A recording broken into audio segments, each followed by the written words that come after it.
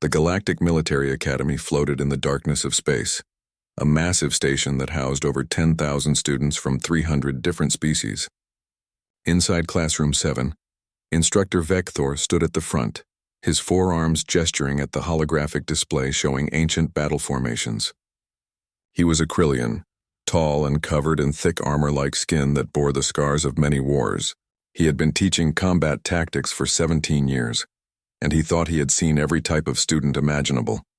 The Manthar students always sat in the front rows, their large bodies taking up extra space.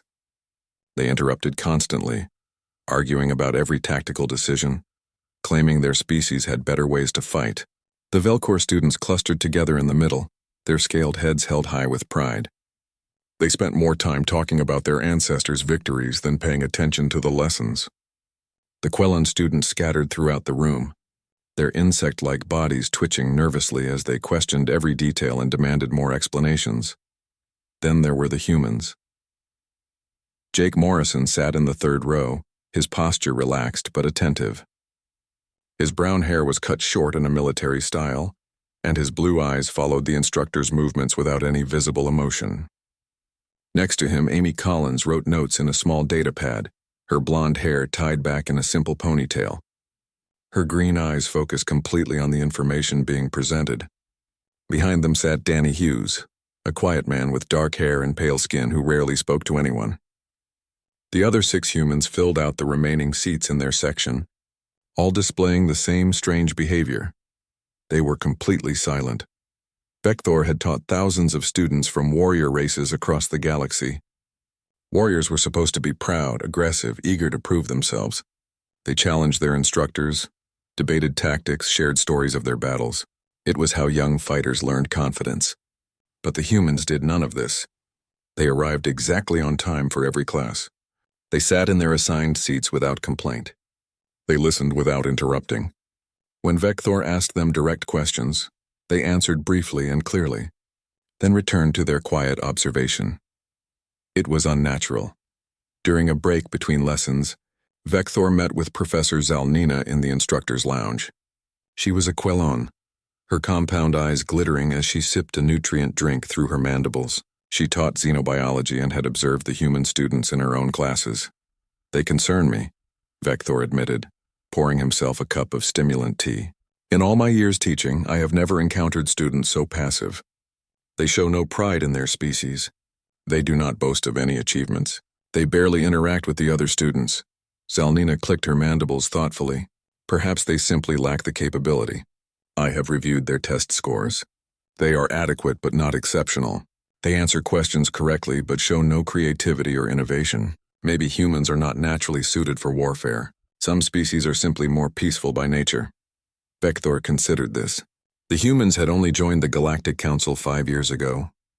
Their planet was located in a quiet sector of space, far from major trade routes or territorial disputes. Perhaps they had never experienced real conflict.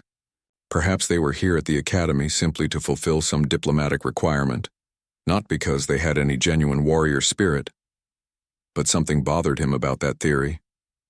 When he looked at the humans, really looked at them, he saw something in their eyes. It was hard to describe.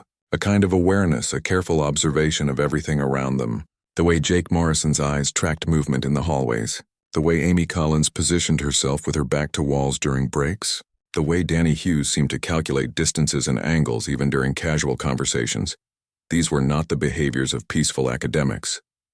Their service records are classified, Vector said. Have you noticed this? I tried to access their backgrounds, their military experience, their reasons for attending the academy. Everything is sealed behind security protocols I have never encountered before. Even their homeworld's basic military structure is classified at the highest levels. That is unusual, Zalnina agreed. Most species are eager to share their military achievements. The Manthar broadcast every victory. The Velcor maintain public databases of their warriors' accomplishments going back centuries. Why would humans hide such information? I intend to find out, Vector said. Tomorrow's lesson will focus on ground combat scenarios. I will design something challenging, something that requires quick thinking and aggressive action. We will see how the humans respond when faced with impossible situations. The next morning, the classroom filled with the usual chaos. Krektos, the largest of the Manthar students, was arguing loudly with a Velkor named Silthar about the proper way to breach a fortified position. Several Quelon students chittered nervously about the upcoming simulation exercise. The noise level was almost painful. The humans entered silently and took their seats. Jake nodded politely to a few other students. Amy placed her datapad on her desk and checked to make sure her stylus was working. Danny stared at the blank holographic projector, waiting for the lesson to begin. Vector activated the simulation. A three-dimensional map appeared, showing an urban environment with multiple buildings, narrow streets, and civilian population markers scattered throughout. Red enemy markers indicated hostile forces holding a building in the center. Blue markers showed hostage positions. Today's scenario, Vector announced, his voice cutting through the noise. A hostile force has taken control of a residential complex in a populated city. They hold approximately 40 civilians as hostages. Your mission is to neutralize the threat and rescue the hostages. You have limited time before they begin executing prisoners. What is your tactical approach? Immediately, the classroom erupted. Krektos slammed his fist on his desk, making the smaller students jump. A direct assault. Overwhelming force. Smash through their defenses and tear them apart before they can react. Foolish, Silthar hissed. You would get all the hostages killed. The proper approach is an orbital bombardment of the entire area. Destroy the enemy completely, and murder all the civilians you are supposed to save? A Quelon student clicked in horror. We should negotiate. Open communication channels and find out what they want. Negotiate with hostage takers? Krektos roared. This is cowardice. The argument spiraled into chaos, with each species advocating for their traditional approach to combat. The Manthar wanted frontal assaults. The Velkor wanted massive firepower. The Quelon wanted diplomatic solutions. None of them were actually analyzing the tactical situation. They were simply repeating what their cultures had always done. The humans remained silent. Vector let the argument continue for several minutes, watching the human students carefully. They were studying the holographic map, their eyes tracking enemy positions, calculating angles, noting structural weaknesses. Occasionally, one would lean over and whisper something to another, so quietly that even Vector's enhanced hearing could not catch the words. But they made no attempt to join the loud debate filling the classroom. Finally, Vector raised one of his four hands for silence. The other students gradually quieted, though Krektos was still muttering about the cowardice of avoiding direct combat. Lieutenant Commander Morrison, Vector said, using Jake's full rank for the first time. Your species has remained silent during this discussion. What tactical approach would humans take in this scenario? Jake stood slowly. His movements were economical, precise, wasting no energy. He walked to the holographic display and studied it for a long moment. The classroom waited. Even Krektos stopped muttering. We would divide into 3 teams, Jake said finally, his voice calm and level. Team 1 would create a diversion here at the north entrance. Non-lethal methods, loud but not immediately dangerous. Draw the enemy's attention and their forces toward that position. Team 2 would enter through the underground sewage system here, avoiding the perimeter entirely. They would move to the hostage location and prepare for immediate evacuation. Team 3 would establish overwatch positions on these 3 buildings, cutting off enemy communications and providing precision fire support if needed. He touched several points on the map as he spoke. The diversion begins exactly 14 seconds before Team 2 reaches the hostage room. When the enemy forces move to respond to the distraction, Team 2 extracts the hostages through the same underground route. Team 3 eliminates any enemy that attempts to stop the evacuation. Total estimated mission time is 14 minutes. Estimated civilian casualties is 0. The classroom was completely silent. Even Krektos had nothing to say.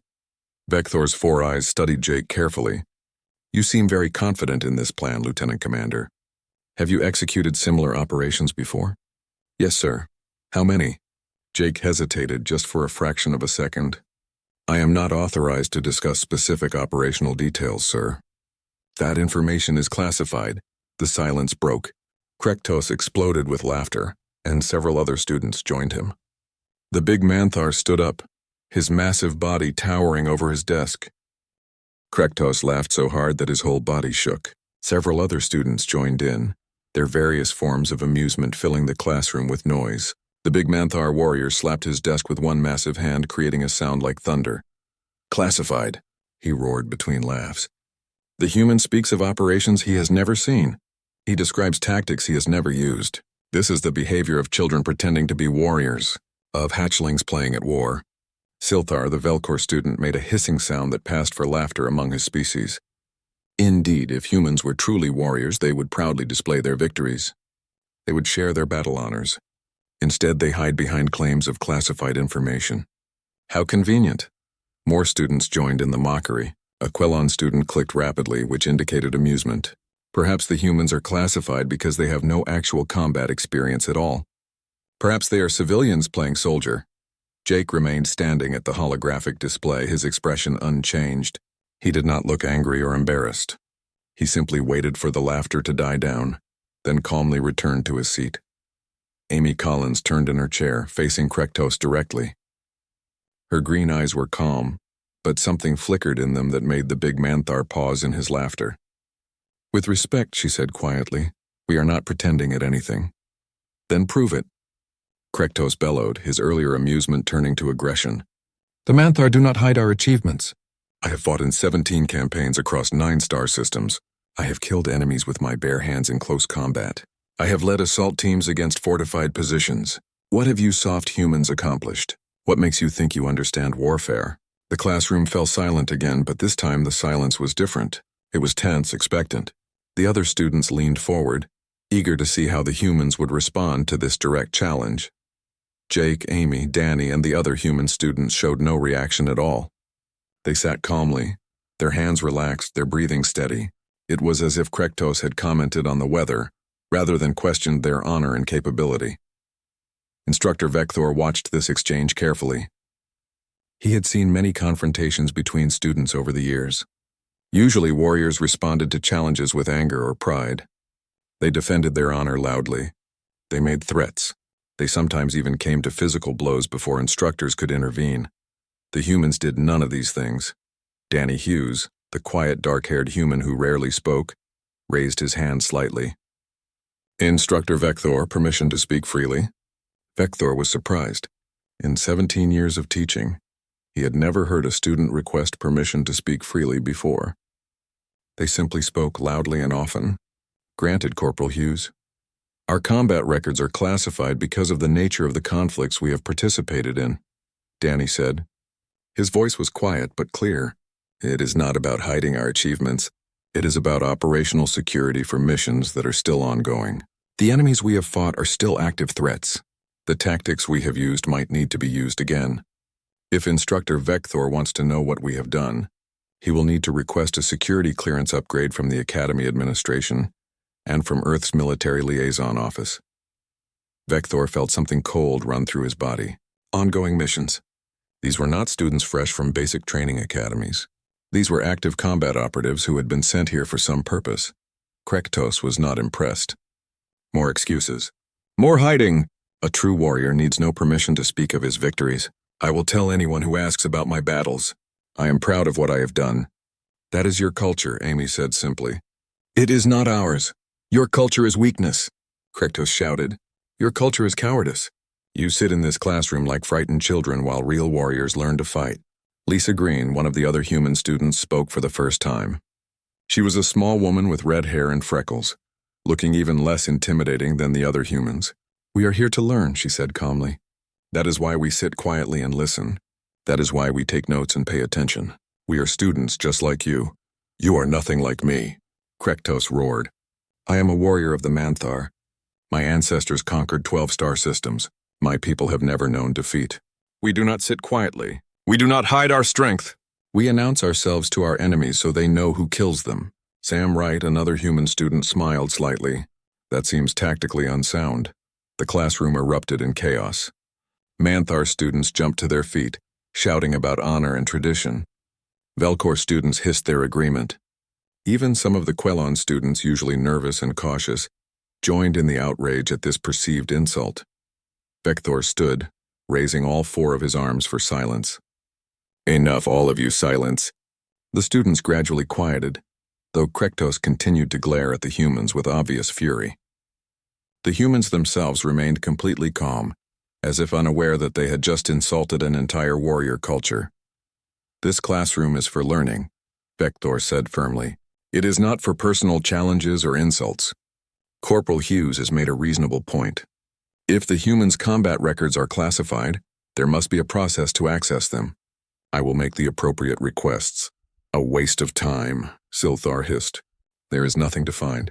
Humans are a new species, barely in space for a few years. They have no combat history worth classifying. Kevin Hayes, a large human with dark skin and gray in his hair, spoke up. Instructor, with respect, we understand the other students' skepticism. Words mean little without proof.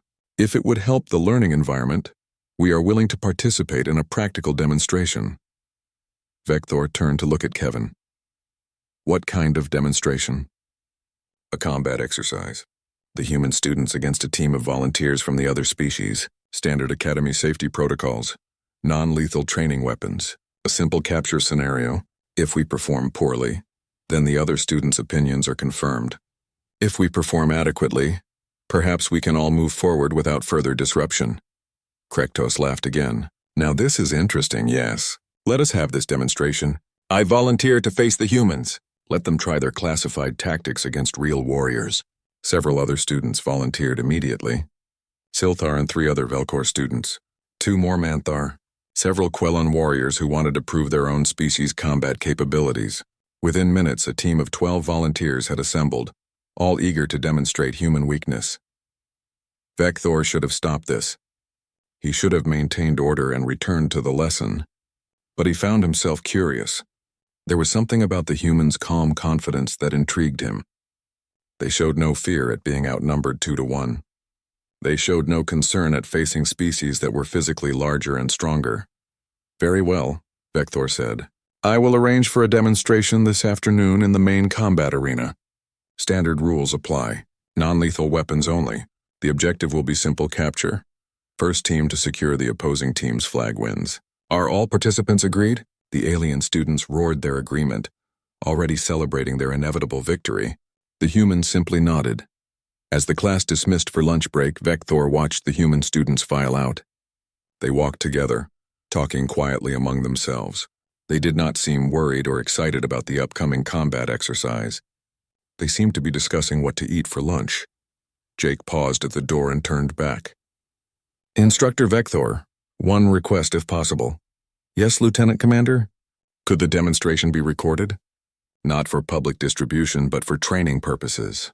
If we do well, the footage might be useful for future lessons on small unit tactics. Vector felt that cold sensation again. Jake was not concerned about winning.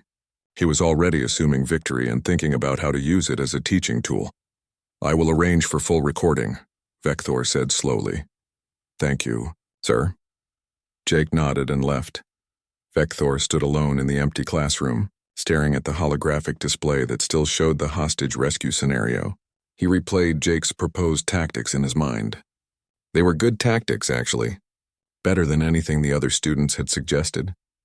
They showed careful planning, consideration of civilian safety, and creative use of terrain. But could the humans actually execute such plans? Or were they simply good at theory without practical experience? He would find out in a few hours. Vector returned to his office and began the process of requesting access to human combat records. The forms were complicated, requiring multiple levels of authorization. He submitted them to the Academy Administration, to the Galactic Council's Military Oversight Committee, and finally to Earth's Military Liaison Office. Then he prepared the combat arena for the afternoon demonstration. He selected an urban environment scenario, similar to the one from the morning's lesson. Buildings, narrow streets, vehicles for cover. He set up the flag positions at opposite ends of the arena. He configured the training weapons, non-lethal but still capable of marking hits with paint rounds that would disable a participant's armor systems temporarily. News of the demonstration spread quickly through the station. By afternoon, the observation galleries were filling with students and instructors from other classes. Everyone wanted to see if the quiet humans would finally show some emotion, some fear, The countdown reached 0 and the exercise began. Krektos let out a massive war cry that echoed through the arena. The 12 alien students charged forward as a group, their weapons ready, their voices raised in various battle sounds. The Manthar led the way, their large bodies crashing through the simulated streets with confidence. The Velcor moved beside them, scales gleaming under the arena lights. The Quelon warriors scattered slightly but maintained their forward momentum. It was an impressive display of aggression and courage. In traditional warfare among many species, such a bold frontal assault often worked simply through overwhelming force and intimidation. The humans disappeared. One moment they were visible at their starting position. The next moment they had melted into the urban environment like smoke. Even the advanced sensors in the arena had trouble tracking their movements as they split up and vanished into buildings, alleys, and shadows.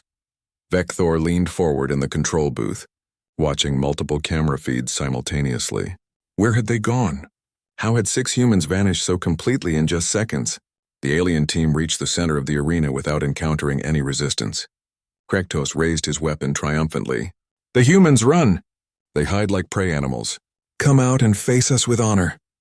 Then Danny Hughes fired from a rooftop 300 meters away. The paint round hit a Velcor student named Terlon directly between the eyes. His armor systems registered the hit and locked up, marking him as eliminated.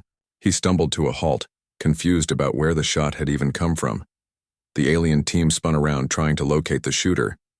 Krektos pointed at the distant rooftop. "There on the building. Charge forward and eliminate him." 3 Manthar students, including Krektos, ran toward the building where Danny had fired from. They crashed through the ground floor entrance, their heavy footsteps thundering up the stairs. They found the rooftop empty. Danny had already moved to a different position. While the Manthar searched the building, Amy Collins appeared behind the remaining alien students. She had somehow circled around through an alley system that the aliens had ignored. Her training rifle fired in controlled 3-round bursts. 2 Quelon students went down before the others even realized they were under attack from behind. Silthar turned and fired wildly in Amy's direction, but she had already dove through a ground floor window and disappeared again. His shots hit nothing but walls. The alien team's formation collapsed into confusion.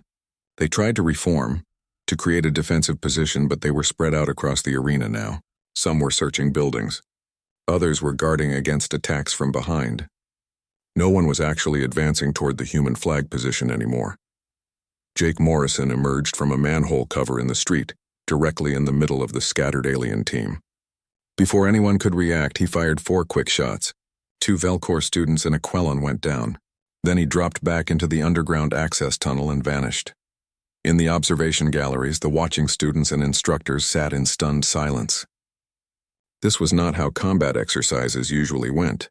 Normally, teams clashed in the open, trading fire until one side gained advantage. This was something completely different. The humans were treating the arena like a hunting ground, and the alien students were the prey. Krektos realized what was happening. He tried to rally his team. "Form up, back-to-back formation! Watch all directions! They cannot fight us if we stay together."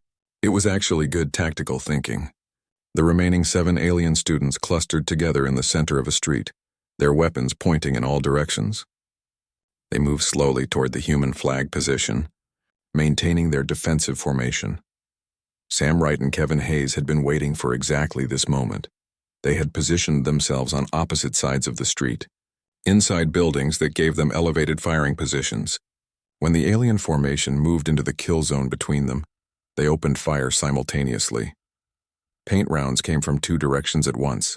The alien students tried to return fire, but they could not effectively aim at 2 separate elevated positions while maintaining their defensive circle. Within 15 seconds, 3 more students were marked as eliminated, their armor systems locked. That left 4 alien students still active, including Krektos and Silthar. They abandoned the formation and ran for cover in different directions. Lisa Green had been waiting near the alien flag position the entire time. When 2 Kellon students ran in her direction seeking cover, she eliminated both with precision shots before they even knew she was there. Now it was just Krektos and Silthar against 6 humans. The big Manthar warrior refused to give up. He charged toward the last position where he had seen a human, roaring his battle cry, determined to take at least one opponent down with him. He found Jake Morrison standing calmly in an intersection, weapon lowered. "Face me with honor," Krektos shouted. "Stand and fight like a true warrior." Jake raised his weapon and fired. 3 paint rounds struck Krektos in the chest plate, The Manthar's armor systems locked, marking him as eliminated, but he kept charging forward on momentum alone, trying to reach Jake even without a working weapon. Jake simply sidestepped, and Krektos stumbled past him, eventually coming to a frustrated stop as his armor's motors froze completely. That left only Silthar. The Velcor student had hidden himself well, inside a building with good sight lines. He remained perfectly still, hoping the humans would make a mistake and expose themselves. Danny's voice came over the area's communication system, calm and professional. "We have one hostile remaining. Grid reference 7-3, second floor, eastern window. Preparing to engage." Before Silthar could react to hearing his position called out, Danny's training rifle spoke once more. A paint round came through the window at an angle that should have been impossible, striking Silthar in the shoulder. His armor locked. The exercise was over. Total time elapsed was 6 minutes and 42 seconds. 12 alien students eliminated, 0 human casualties. The human flag had never been threatened. In the control booth, Vegthor stood with all 4 of his hands pressed against the console, staring at the statistics display. It was not possible. The alien team had been larger, physically stronger, and equipped with identical weapons. They were trained warriors from respected combat species, and they had been completely destroyed by 6 humans who had barely seemed to exert themselves. In the arena, Jake walked over to where Krektos stood frozen in his locked armor. The human offered his hand. "You fought with courage and honor. You were brave and committed to the objective. Your charge nearly worked." Krektos stared at Jake's extended hand. Slowly, the anger and frustration in his eyes changed to something else. Confusion, perhaps, or the beginning of understanding. "How?" the Manthar asked quietly. "How did you do this?" "We are warriors. We have trained our entire lives. You are humans, barely in space for a few years. How?" Jake helped release Krektos's armor locks, allowing him to move freely again. "You fought like individuals even when you tried to work together. Each of you wanted to prove personal bravery. We fought as a single unit with one goal. That is the only real difference." Amy joined them, helping to release other students from their locked armor. "You also announced your positions constantly. We could track your movements by sound alone, and you moved in predictable patterns based on your cultural combat traditions. We studied those traditions before the exercise began."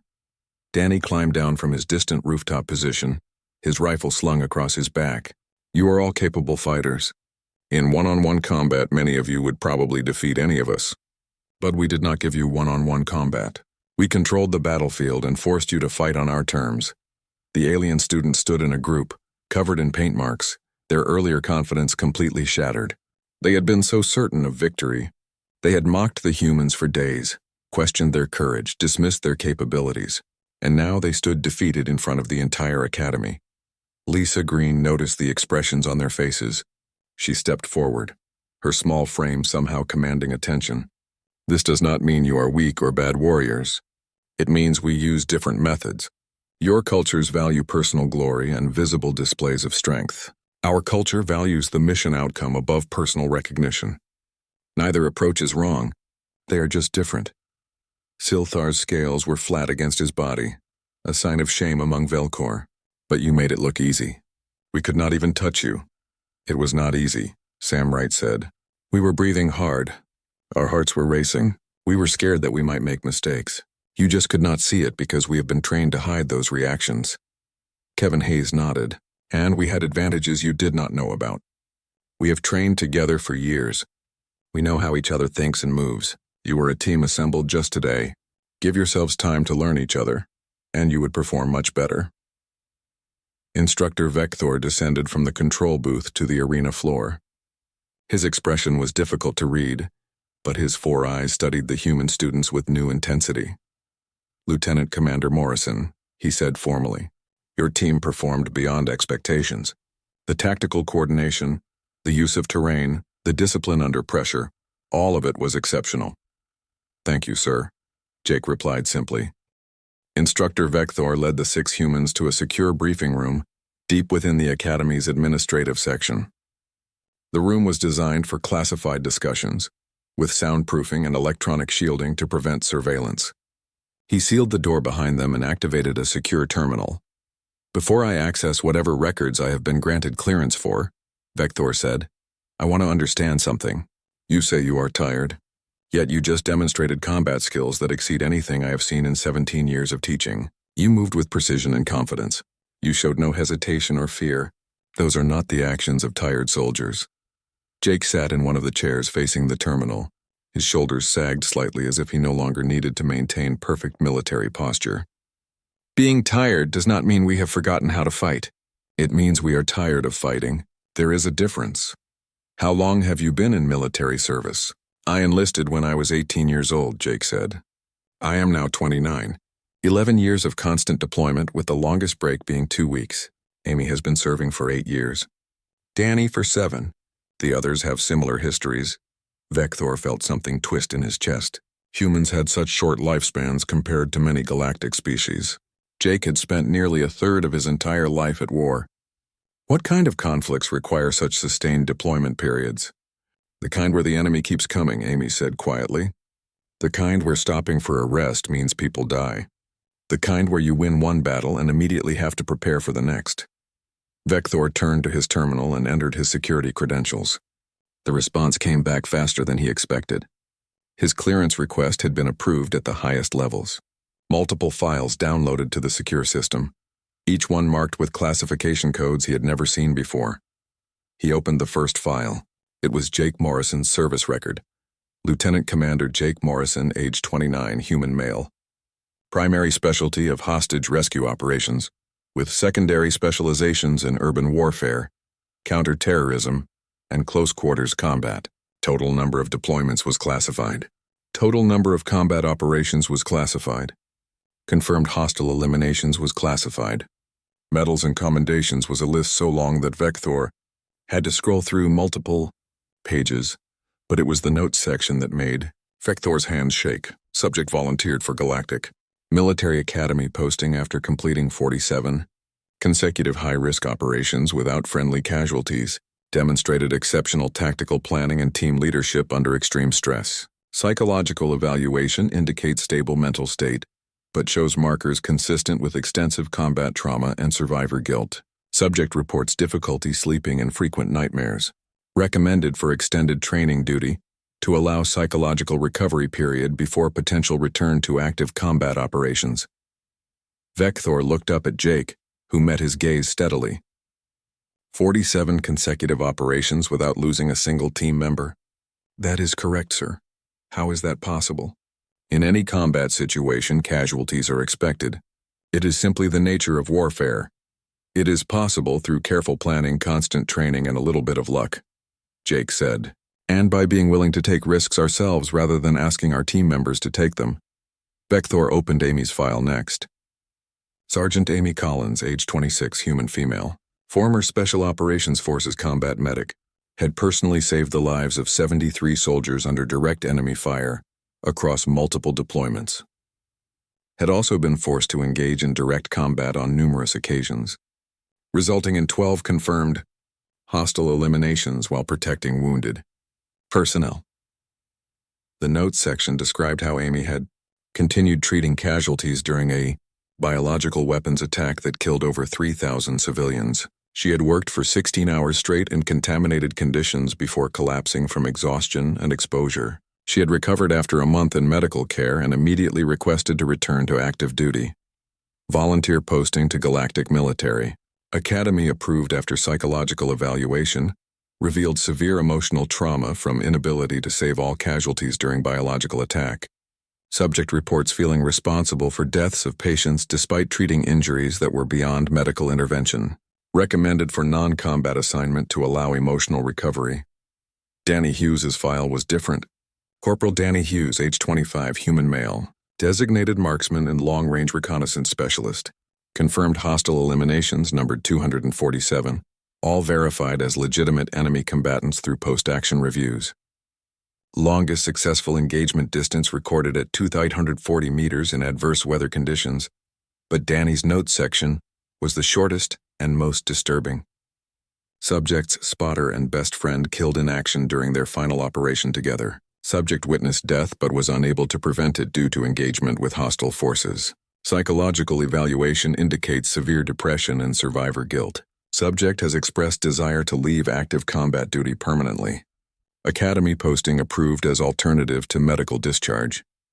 Vector read through the remaining files. Lisa Green had been an explosive ordnance disposal specialist who had personally disarmed over 100 improvised explosive devices, including several while under enemy fire. Sam Wright had been a combat engineer who had led dangerous breaching operations. Kevin Hayes had been an infantry platoon sergeant who had held defensive positions against overwhelming enemy numbers on multiple occasions. Every single one of them was a decorated veteran. Every single one of them carried psychological scars from their service. Every single one of them had volunteered to come to the academy as an alternative to continued combat operations. "I had no idea," Vector said quietly. "The way you act in class, so calm and quiet, I thought you were simply inexperienced. I did not realize you were exhausted combat veterans trying to find a different path.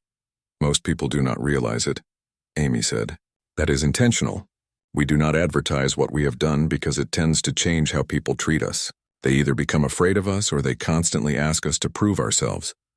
Or they treat us like we are broken and need to be fixed. We are not broken. We are just tired."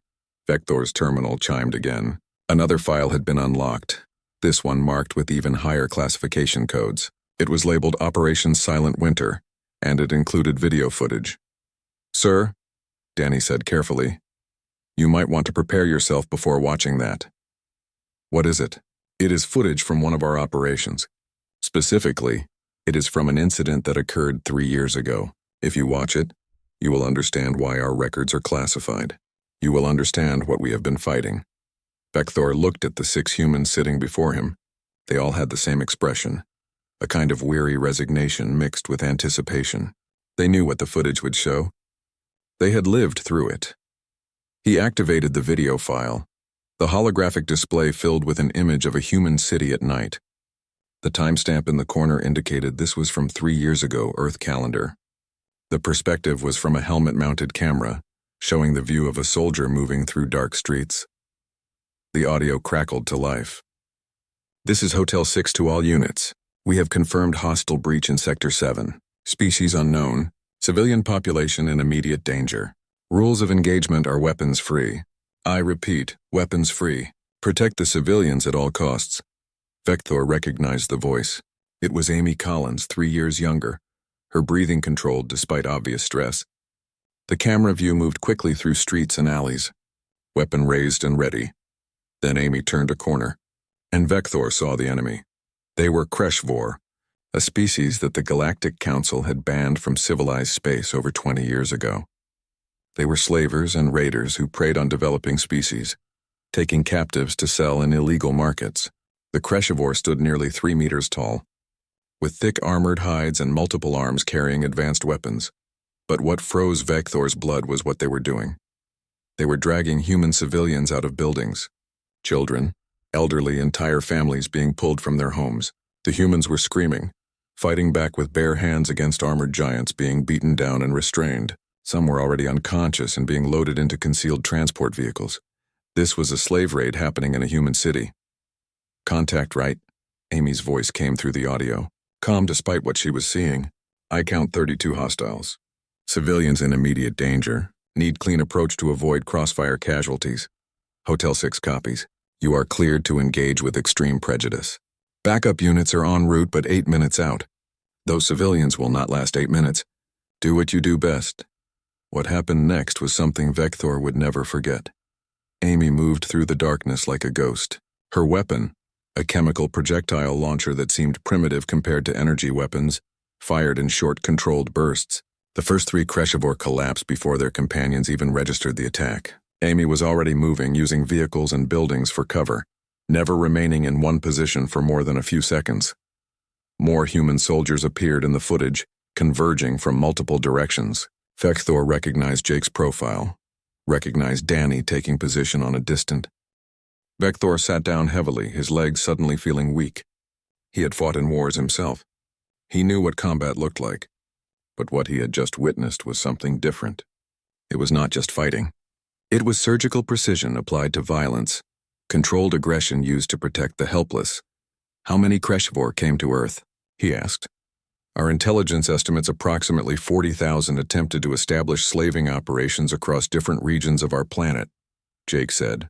They thought we were primitive and defenseless because we were new to galactic civilization. They did not realize that humans have been fighting wars against each other for our entire history. We know combat very well. 40,000, Vector repeated. And you stopped them all? We did. It cost us dearly. 2,317 human soldiers died fighting them. We remember every name. There is a memorial in Melbourne where that footage was taken. I was there when they dedicated it. Every name carved into black stone, every face remembered. Vector accessed more files, his hands moving quickly across the terminal. Operation Silent Winter was just one entry in a long list. The Kreshivor incursion, the Viridian conflict, the Omega Station rescue. Dozens of operations, hundreds of battles, thousands of human casualties. Why does the Galactic Council not know about this? Vector asked. Why are humans not recognized as a warrior species? Your capabilities clearly exceed those of many established military powers. Danny spoke up. Because Earth's government made a strategic decision. Being known as dangerous warriors would make us targets. Other species might see us as threats and attack preemptively. Or they might try to recruit us as mercenaries. Or they might fear us and refuse trade and diplomatic relations. It was decided that being underestimated was safer than being feared. So you hide your strength. We do not hide it, Lisa corrected. We simply do not advertise it. If someone directly threatens human civilians or interests, we respond appropriately. But we do not seek out conflicts. We do not boast about our victories. We certainly do not go looking for fights just to prove how tough we are. Vector thought about the demonstration earlier that day. The alien students had been so confident, so certain of their superiority. They had mocked the humans for being quiet and respectful.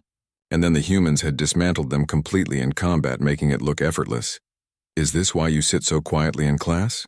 He asked. Because you have nothing to prove? Partly, Sam said. But also because we genuinely want to learn. Everything you teach us, instructor, is valuable. The history of galactic conflicts, the cultural approaches to warfare, the diplomatic solutions that have prevented wars. These are things we need to understand. We know how to fight. We need to learn how not to fight. Kevin nodded. Back on Earth, we have a saying. The best warrior is not the one who wins every battle. The best warrior is the one who prevents battles from happening. We have proven we can win fights. Now we want to prove we can prevent them. Vector accessed another file, this one showing casualty statistics from the various conflicts. The numbers were staggering. Humans had fought enemies that most galactic species had never heard of. They had won battles against overwhelming odds. They had protected civilian populations at tremendous cost to themselves. Your species is very young in galactic terms, Vector said slowly. You have only been space-capable for a short time, yet you have already fought more major conflicts than species that have been in space for centuries. Why, what makes you such targets for aggression? Our planet is located in a region that apparently has minimal Galactic Council presence, Jake explained. Species that operate outside galactic law found us before the official first contact missions arrived. They saw us as easy prey. They were wrong, but by the time they realized it, we were already at war. And you won every conflict? We did, not without losses. Not without pain. But yes, we won. Vector looked at the 6 humans sitting in his secure briefing room. They were young by most species standards. Jake was 29, which for a Krillian would be barely into adulthood. Yet these young humans carried the weight of multiple wars, the memory of lost comrades, the psychological scars of killing enemies and watching friends die. I owe you all an apology, Vector said formally. I judged you as weak and passive when in fact you are experienced veterans showing admirable restraint. I should have recognized the signs. The way you observe everything, the way you position yourselves in rooms, the way you move with economy and precision. These are the habits of soldiers who have seen real combat. You have nothing to apologize for, sir, Amy said. You treated us exactly as we wanted to be treated. Like students. Like people here to learn. That is all we want. But the other students mocked you. They questioned your courage and capability. That must have been difficult to endure. Danny smiled slightly. Not really. We have been shot at by enemies trying to kill us. We have seen friends die. We have held positions against overwhelming forces. Someone questioning our courage with words? That is nothing. Words cannot hurt us the way war has hurt us. Vector stood and paced the room, his forearms gesturing as he thought. This changes everything. The academy curriculum, the way I teach, the assumptions about human capabilities. You should not be in basic classes. You should be teaching advanced tactics. We disagree, sir, Jake said firmly. We came here to learn, not to teach. Yes, we know combat tactics, but we do not know galactic diplomacy. We do not understand the complex political relationships between species. We do not have centuries of history to draw upon when making decisions. These are the things we need to learn. But surely your combat experience is valuable. Other students could benefit from learning your methods. Perhaps eventually, Lisa said. But right now we need to be students. We need to step away from being warriors for a while. If we immediately start teaching combat classes, we never get that break. We never get the chance to learn a different way forward. Vector understood. These humans were not avoiding responsibility. They were seeking healing. They had fought their wars and won their battles. Now they needed time to recover before deciding what came next. Very well, he said. You will remain as students in my classes, but I will no longer treat you as inexperienced recruits. I will recognize you as the veterans you are, even if others do not. Thank you, sir, Jake said. That means a lot. A tone sounded from Vector's terminal. He checked the message and felt his eyes widen. This is from the Academy Administration. They have been contacted by the Galactic Council's Military Oversight Committee. There is significant interest in human combat doctrine.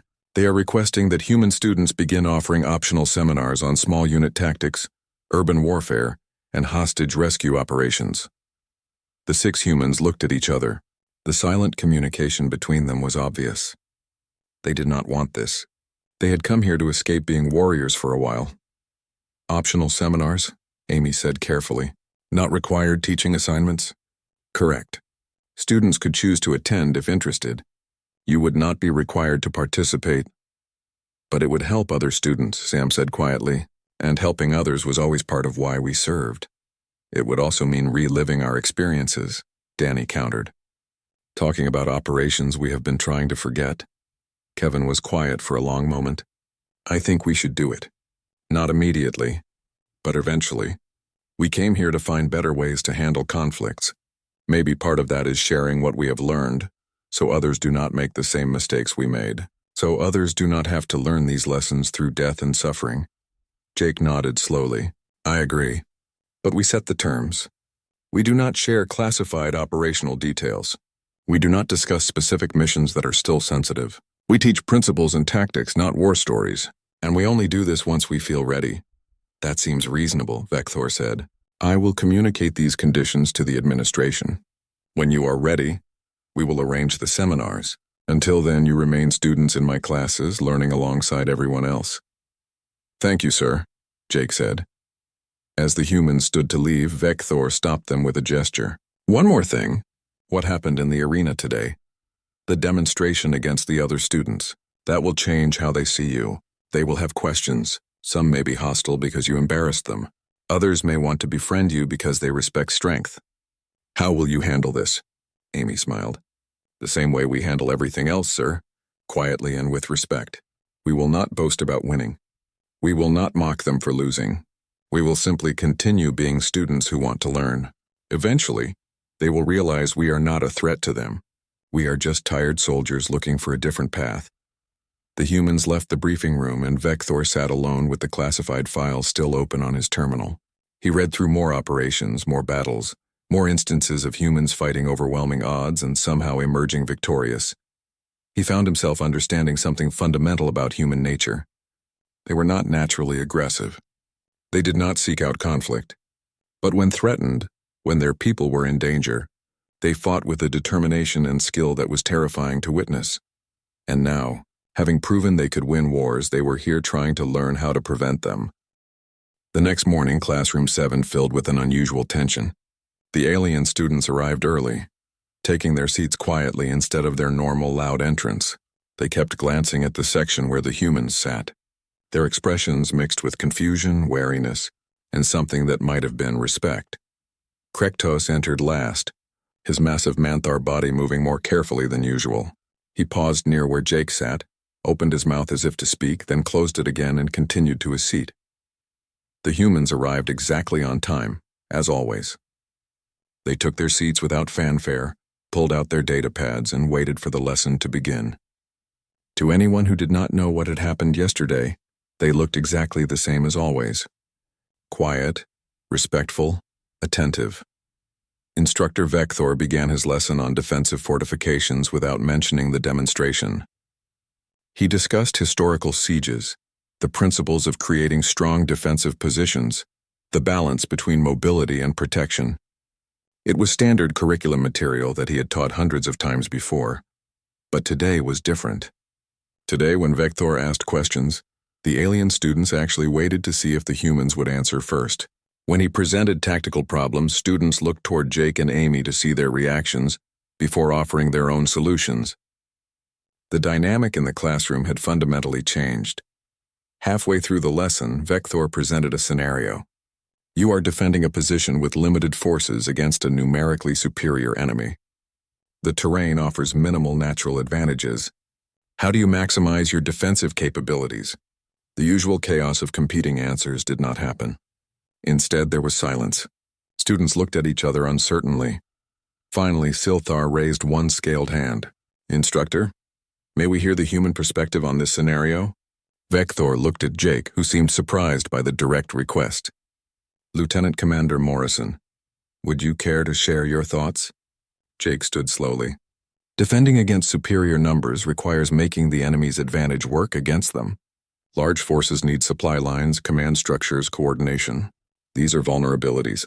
I would focus on disrupting their organization rather than trying to match their strength directly. Can you elaborate? Silthar asked, his tone genuinely curious rather than challenging. Harassment tactics, small unit raids against their supplies and communications, force them to spread out to protect vulnerable assets, make them worry about attacks from unexpected directions. A large force that is constantly worried about being ambushed becomes cautious and slow. That gives the defenders time to prepare better positions or wait for reinforcements. A Quellan student clicked thoughtfully. But this requires being able to operate behind enemy lines. That is very dangerous. It is, Danny said quietly. But sometimes dangerous options are better than impossible ones. Fighting a superior force head-on when you are outnumbered is usually impossible.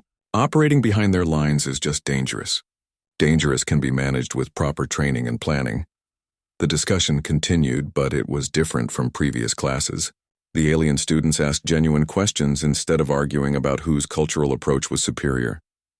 They listened to the answers instead of immediately trying to prove they knew better. The humans, for their part, shared tactical principles without boasting about their own experiences. Vector watched this transformation with fascination. Yesterday's demonstration had not made the alien students afraid of the humans. It had made them respect the humans enough to listen. After class ended, several alien students approached the human section. Krektos led the group, his large form somehow seeming less intimidating than before. Lieutenant Commander Morrison, he said formally, I wish to apologize for my behavior.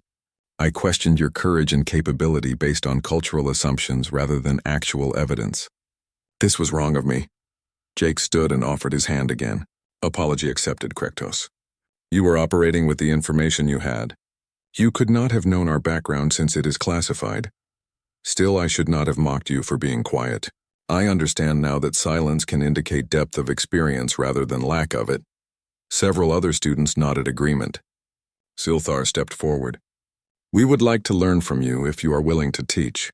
Not to replace our own cultural approaches to combat, but to add new perspectives. The way you fought yesterday, the coordination and tactical awareness, these are skills that could benefit all of us. Amy spoke up. We appreciate that, but we need you to understand something important. We did not come here to be teachers. We came here to be students. We have spent years fighting wars and we need a break from being soldiers all the time. But your knowledge could save lives, a Kellon student said. Is that not worth sharing? It is, Sam agreed. And eventually we will share it. But right now, we need to focus on learning the things we do not know. Give us time. When we are ready, we will offer what we can. The alien students seemed to understand. They nodded and returned to their seats, though several continued to glance at the humans with clear curiosity. Over the following weeks, a new pattern emerged in Classroom 7. The alien students stopped competing with each other quite so aggressively. They started asking more questions and making fewer assumptions. They watched how the humans approached problems, noting the careful analysis and teamwork. The humans, meanwhile, began to open up slightly. They still did not discuss their classified operations, but they shared tactical principles when asked. They demonstrated techniques when relevant to lessons. They helped other students understand concepts that they themselves had learned. Through hard experience, Krektos became an unlikely friend to Jake, the big Manthar warrior admitted, one day during a break that he had never met anyone who could defeat him in combat but remained humble about it afterward. My culture teaches that victory proves superiority, he explained. But you defeated me and then helped me understand where I made mistakes. This is a strange concept for me, but I think it is valuable. Victory in a training exercise proves nothing except who performed better that day, Jake replied. Real combat is different. Luck plays a huge role. Circumstances matter. Someone who loses one fight might win the next depending on terrain, equipment, support, or just random chance. Have you ever lost a fight? Jake was quiet for a moment. I have lost battles that mattered more than training exercises. I have failed to save people I was trying to protect. Those losses taught me more than any victory ever did. 3 months into the semester, Vector received approval from the Academy administration and from Earth's military liaison office. The human students were authorized to begin offering optional seminars on tactical subjects, but only when they felt ready to do so. He called them to his office to discuss the opportunity. All 6 humans came, settling into chairs with their usual quiet efficiency. The administration has approved optional seminars, Vector said. You would teach 1 session per week, focusing on small unit tactics and urban combat principles. Attendance would be voluntary. You would have full control over what information you share, with the understanding that classified details remain protected. What do you think? The humans looked at each other. That silent communication passed between them again. I think we could do this, Lisa said slowly. We have been here long enough to feel less exhausted. We have learned a lot from your classes about galactic politics and diplomacy. Maybe it is time to share what we know in return. But we set clear boundaries, Danny added. No war stories. No descriptions of specific operations. We teach tactical principles, decision-making frameworks, and teamwork concepts. We do not glorify violence or make combat seem exciting. We teach it as a serious profession that comes with serious consequences. Agreed, Kevin said. And if we find it is affecting our mental health negatively, if we start having more nightmares or difficulty sleeping, we stop immediately. Vector nodded. Those terms are acceptable. When would you like to begin? Next week, Jake decided. That gives us time to prepare our first lesson properly. The announcement of the seminars spread quickly through the academy. Over 100 students signed up for the first session, far more than the classroom could accommodate. Vector had to arrange for a larger lecture hall. On the day of the first seminar, the lecture hall was packed. Students from dozens of species filled the seats, all curious to learn from the humans who had demonstrated such extraordinary combat skills. The 6 humans stood at the front of the hall, looking uncomfortable with the attention but determined to follow through with their commitment. Jake spoke first. Thank you all for coming. Before we begin, we need to establish expectations. This seminar is not about learning how to be human soldiers. It is about understanding principles that can be applied regardless of species or cultural background. We will not share classified information. We will not tell dramatic stories about our experiences. We will teach concepts that we have found useful, and you can decide if they apply to your own situations. We also need you to understand that combat is not glorious, Amy added. It is terrifying and ugly. People die. Friends die. Enemies who might have been good people in different circumstances die. If you are hoping we will make war sound exciting, you will be disappointed. We are